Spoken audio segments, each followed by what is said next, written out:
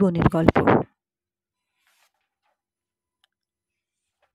আজ এমন একজন মানুষের কথা বলবো,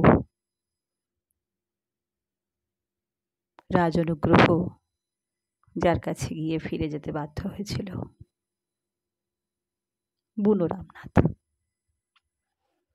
অষ্টাদশ শতাব্দীর বঙ্গভূমির ঘটনা, রাজা কৃষ্ণচন্দ্রের আমলের ঘটনা। সে আমলে প্রবাদ ছিল, মহারাজ কৃষ্ণচন্দ্রের অনুগ্রহ যে লাভ করেনি তার ব্রাহ্মণত্বে সন্দেহ জাগে। একমাত্র ব্যতিক্রম রামনাথ তর্ক সিদ্ধান্ত, বুনো রামনাথ। পিতা অভয়রাম তর্কভূষণ তাকে ভর্তি করেছিলেন নবদ্বীপের সর্বপ্রধান নৈয়ায়িক রামনারায়ণ তর্ক পঞ্চাননের গুরুকুলের চতুষ্পাঠীতে। রামনাথ ছিলেন সর্বাপেক্ষা মেধাবী। শেষ পরীক্ষায় আশ্চর্য কৃতিত্ব দেখিয়ে উপাধি পেয়েছিলেন তর্ক সিদ্ধান্ত। গুরুকে প্রণাম করার সময় গুরু আশীর্বাদ করেছিলেন, জ্ঞান ও সত্যনিষ্ঠায় তুমি বাগদেবীর আশীর্বাদ লাভ করবে, বিদ্যোৎসাহী রাজার অনুগ্রহে লক্ষ্মীর স্নেহধন্য হবে। আশীর্বাদের শেষাংশ সার্থক করতে পারেননি বুনো রামনাথ। উপাধি লাভের পর সেই সময়ে শিক্ষিত বেকাররা উপাধিপত্র নিয়ে চলে যেত রাজার কাছে। রামনাথ গেলেন না, তিনি রাজ অনুগ্রহ গ্রহণ করবেন না। এই সময় তিনি কিন্তু সংসারী, নিতান্ত কিশোর বয়সে একটি বালিকার পানি গ্রহণ করেছিলেন। মেধাবী রামনাথ সংসার পাতলেন। 2-3টি ছাত্র আসতে শুরু করলো। তারাই বলতে শুরু করলো, দারুণ পড়ানো নি, কাশী মিথিলার কথা জানি না, কিন্তু নবদ্বীপে এমন বিহার নেই। ধীরে ধীরে আরো ছাত্র বাড়তে শুরু করলো, কিন্তু রামনাথের সঙ্গতি নেই টোলে ভর্তি করে ছাত্র রাখার। ছাত্ররা বললে, আমরা প্রণামী দেব। তিনি বললেন, বিদ্যা বিক্রয় করতে নেই, দান করতে হয়। ধীরে ধীরে ছাত্র বাড়তে শুরু করলো। ছাত্রেরা নিজ গৃহে আহার আনতে ছুটে আসে, সারাদিন পড়াশোনা করে সন্ধ্যায় ফিরে যায়। রামনাথ সিদ্ধান্ত নিলেন, শহরে দ্রব্যমূল্য বেশি, অতএব এবারে জলঙ্গির ধারে অরণ্যচারী হয়ে যাবেন সস্ত্রীক। গেলেনও তাই। কথাটা কানে গেল মহারাজ কৃষ্ণচন্দ্রের। রাজা ঠিক করলেন নিজে যাবেন ব্রাহ্মণের কাছে, তাকে রাজসভার পণ্ডিত করার জন্য। প্রথমে ছেলে শিবচন্দ্রকে পাঠালেন।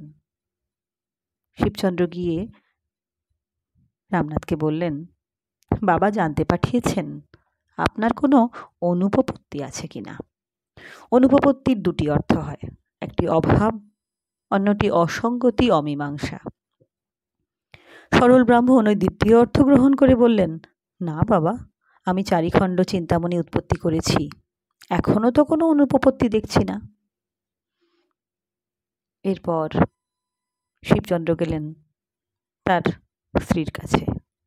তিনি বললেন, আমাদের সত্যিই কোনো অভাব নাই, এখানে খুব ভালো ভালো ওল হয়, ওই যে তেঁতুল গাছটি দেখছো, ওতে তেঁতুল পর্যাপ্ত হয়। তিনি ওল ভাত বা 3 পত্রের ব্যঞ্জন দিয়ে অন্নভোজন করেন, এখানে সত্যই কোনো অভাব নেই। এই খবর ছেলের মুখে শুনে অভিমানে লেগেছিল কৃষ্ণচন্দ্রের। ভাবলেন, ব্রাহ্মণ প্রত্যাখ্যান করল, এত কিসের দম্ভ।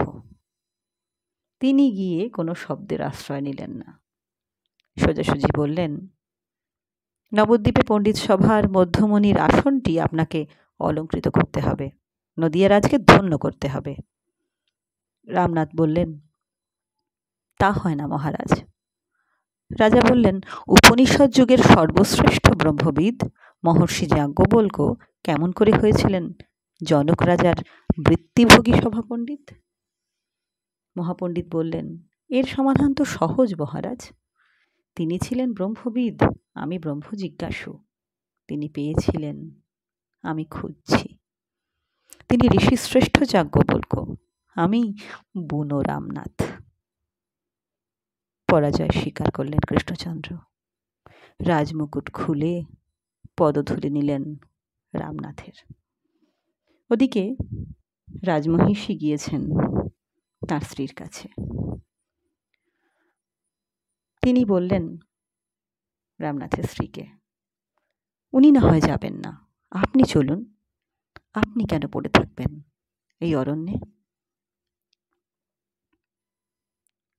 সীমন্তিনী বললেন, এর আমি ব্যাখ্যা দিতে পারবো না, এটাই আমার ধর্ম। পুনরায় রানীমা আবার বললেন, কিসের এত দার্ঢ়, কিসের এত অহংকার? কঠিন স্বরে রানীমা বললেন, ইচ্ছা হয় জঙ্গলেই পড়ে থাকুন, কিন্তু বুকে হাত দিয়ে একটা সত্যি কথা বলুন তো। অবাক হয়ে তাকালেন রামনাথের গৃহিণী। মিথ্যে বলতে যাবে কেন?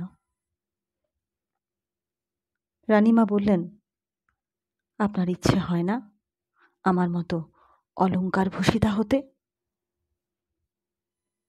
ব্রাহ্মণী এবারে সহাস্যবদনা হেসে বললেন, মহারানী, অলংকার?